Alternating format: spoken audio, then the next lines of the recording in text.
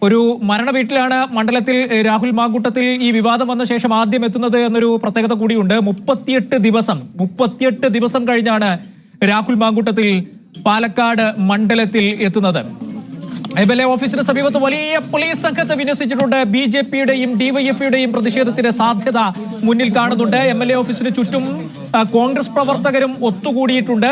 ഏതായാലും ഈ ഒരു സാഹചര്യത്തിൽ തന്നെ പോലീസ് വലിയ വിന്യാസം അവിടെ നടത്തുകയും ചെയ്തിട്ടുണ്ട്. MLA ഞങ്ങൾ തടയില്ല എന്നുള്ളതാണ് CPMന്റെ സംസ്ഥാന സെക്രട്ടറി MV ഗോവിന്ദൻ നേരത്തെ വിശദീകരിച്ചിട്ടുള്ളത്. പാർട്ടി MLA മണ്ഡലത്തിൽ വരുന്നത് തടയില്ല എന്നുള്ളത് പറഞ്ഞിരുന്നു. പക്ഷേ എന്നാൽ പോലും DYFയുടെ പ്രതിഷേധത്തിന് സാധ്യതയുണ്ട് എന്നാണ് കാണുന്നത്.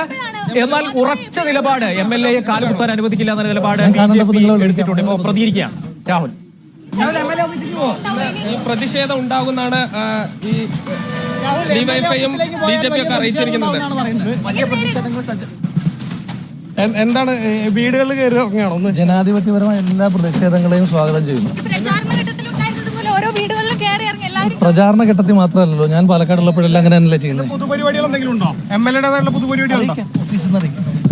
മാധ്യമങ്ങളെ കണ്ടോ? ഓഫീസിൽ നിന്ന് അറിയിക്കും. രാഹുൽ മാങ്കൂട്ടത്തിൽ പാലക്കാട്.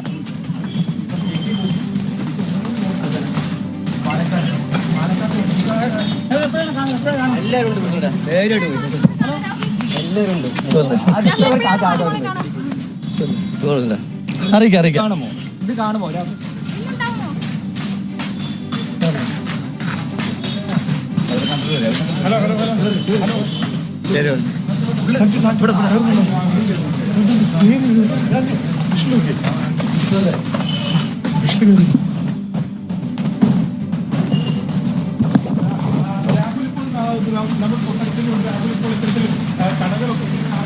സന്ദർശനം നടത്തി കാര്യങ്ങളൊക്കെ ഉള്ളിൽ മനസ്സിലാക്കുന്ന രീതിയിലാണ് കാര്യങ്ങൾ പോകുന്നത്. ഇപ്പോൾ എന്താണെങ്കിലും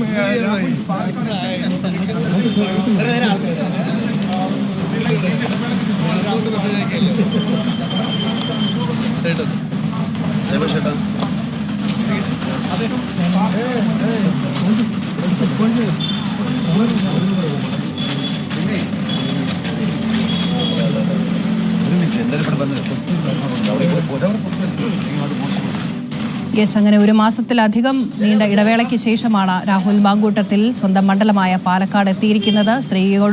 സ്ത്രീകളോടും അതോടൊപ്പം തന്നെ ട്രാൻസ്ജെൻഡർ വ്യക്തിയോടും മോശമായി പെരുമാറിയതിന്റെ പേരിൽ കോൺഗ്രസ് പാർട്ടിയിൽ നിന്ന് രാഹുലിനെ പുറത്താക്കിയിരുന്നു. ഈ വിവാദങ്ങൾക്കൊക്കെ ഒടുവിലാണ്, പ്രതിഷേധങ്ങൾക്കുമൊക്കെ ഇടയിലാണ് രാഹുൽ മാങ്കൂട്ടത്തിൽ സ്വന്തം മണ്ഡലമായ പാലക്കാട് എത്തിയിരിക്കുന്നത്. ഇപ്പോൾ നമ്മൾ ദൃശ്യങ്ങളിൽ കാണുന്നത് പോലെ പരിചയക്കാരോടൊക്കെ അദ്ദേഹം കുശലം ചോദിച്ച് മുന്നോട്ട് പോകുന്ന ദൃശ്യങ്ങളാണ് കാണുന്നത്.